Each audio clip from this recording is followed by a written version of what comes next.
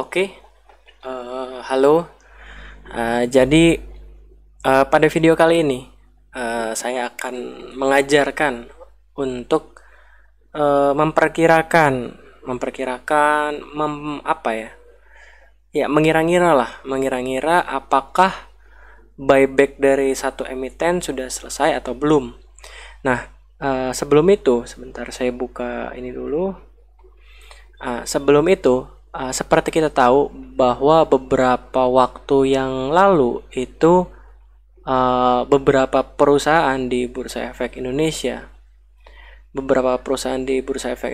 itu memutuskan untuk melakukan buyback, apalagi ada sentimen OJK yang berbunyi bahwa emiten mau buyback nggak usah RUPS lagi.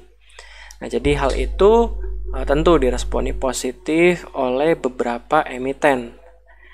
Nah, cara tahu emitennya lagi buyback atau enggak gimana? Nah, Bapak Ibu bisa buka websitenya Bursa Efek.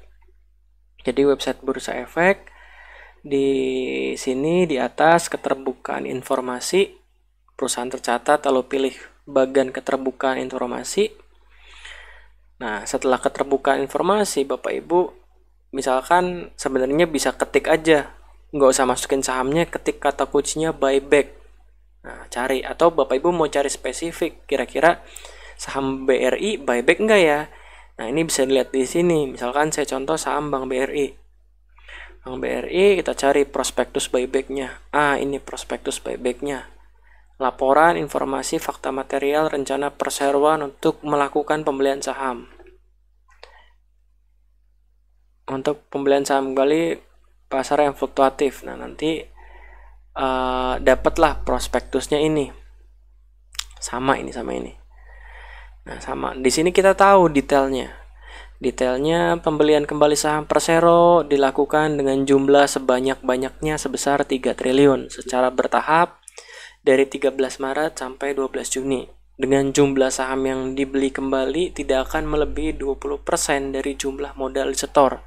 Dengan ketentuan paling sedikit saham yang beredar adalah 7,5%. Oke. Nah, itu poin pertama yang penting. Jadi maksimal 3 triliun dananya dan maksimal sahamnya itu tidak lebih 20% dari jumlah modal disetor. Itu berapa? Ya, silakan dilihat laporan keuangan, tinggal kali 20%. Nah, selanjutnya poin yang penting adalah Bank BRI ini beli melalui siapa? Nah, di poin 3 kita bisa lihat perusahaan telah menunjuk PT Dana Reksa Sekuritas untuk bertindak sebagai perusahaan perantara perdagangan efek dalam pelaksanaan transaksi tersebut. Artinya Bank BRI kalau buyback itu pakai broker Dana Reksa, nggak mungkin pakai broker lain. Oke, nah sampai sini kita udah dapat beberapa clue. Nah, sayangnya untuk buyback di masa krisis seperti ini itu nggak dilaporkan secara periodik. Sementara kalau buyback yang biasa itu biasanya setiap kali beli, sebentar.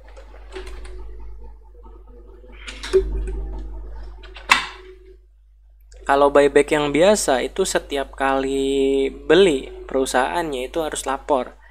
Nah, ini mungkin karena masa krisis, jadi buybacknya mungkin dilaporin kalau udah selesai atau kalau udah di tengah-tengah. Saya juga kurang paham. Cuma ya itu menyulitkan kita untuk melihat apakah emitennya sudah selesai buyback atau belum. Nah, sekarang yang akan saya ajarkan adalah kita akan coba-coba mengestimasi apa kira-kira Bank BRI, misalkan ambil contoh Bank BRI, kira-kira Bank BRI udah buyback berapa banyak ya, segala macam seperti itu dengan clue-clue yang ada. Nah, sebelum itu mungkin ini yang pernah saya rangkum, list saham buyback. Jadi list saham buyback, brokernya siapa, maksimal amountnya berapa, periodenya start tanggal berapa, endnya tanggal berapa. Rata-rata habis di Juni semua periodenya. Rata-rata periode habis di Juni semua. Ini ada macam-macam. Nah, untuk Bank BRI mana? Nah, ini pakai broker OD atau broker Dana Reksa. Oke, pakai broker OD, pakai broker dana reksa. Nah, sekarang gimana caranya memprediksinya? Nah, kita tahu tadi Bank BRI itu start buyback tanggal 13 Maret 2020.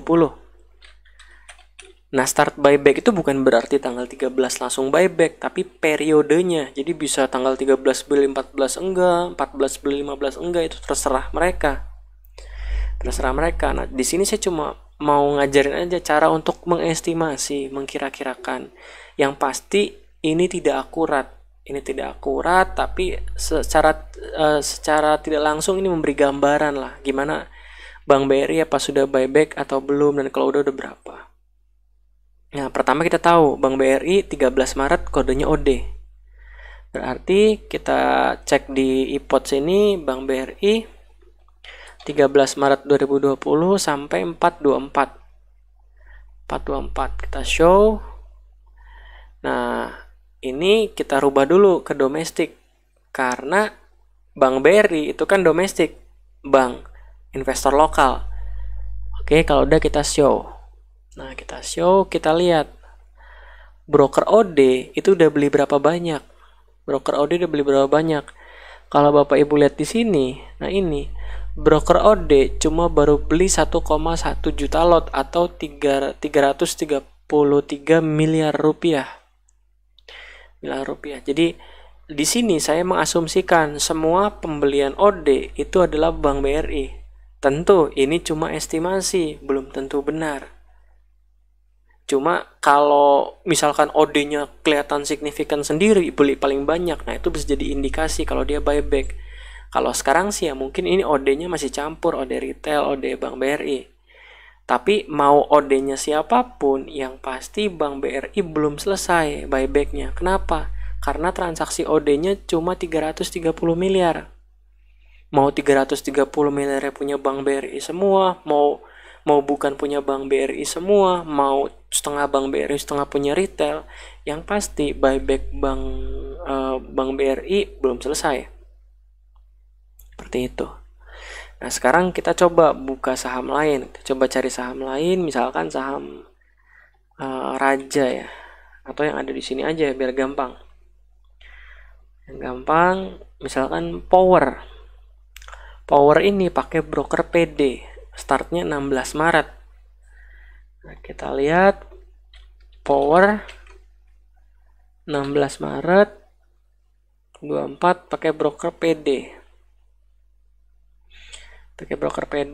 Nah, kita lihat di sini PD-nya, broker PD-nya itu kontras dibanding broker retail lain. Broker retail lain pada jualan. Ini broker PD-nya bahkan melebihi broker-broker yang lain belinya. Dengan seperti ini berarti kita bisa indikasikan bahwa PD yang melakukan pembelian di saham Power itu merupakan ya emiten Power ini yang sedang melakukan buyback. Nah, jadi seperti itu. So far udah 15,9 miliar, sementara dana yang maksimalnya 72,4 miliar. Artinya masih ada dana lagi yang belum dipakai buat melakukan buyback di saham Power. Nah, di saham Power. Jadi kurang lebih itu caranya untuk mengestimasi atau hanya memperkirakan saja kira-kira satu emiten itu sudah selesai melakukan buyback atau belum. Sekali lagi tentu ini tidak akurat, tapi setidaknya memberi gambaran pada kita apakah emiten sudah melakukan buyback atau belum. Seperti itu. Oke, mungkin sampai di sini saja mengenai buyback, mengenai cara mengestimasikan progres dari buyback suatu emiten di masa krisis ini. Semoga bermanfaat. Jangan lupa like, share, and subscribe. Sampai ketemu di video selanjutnya.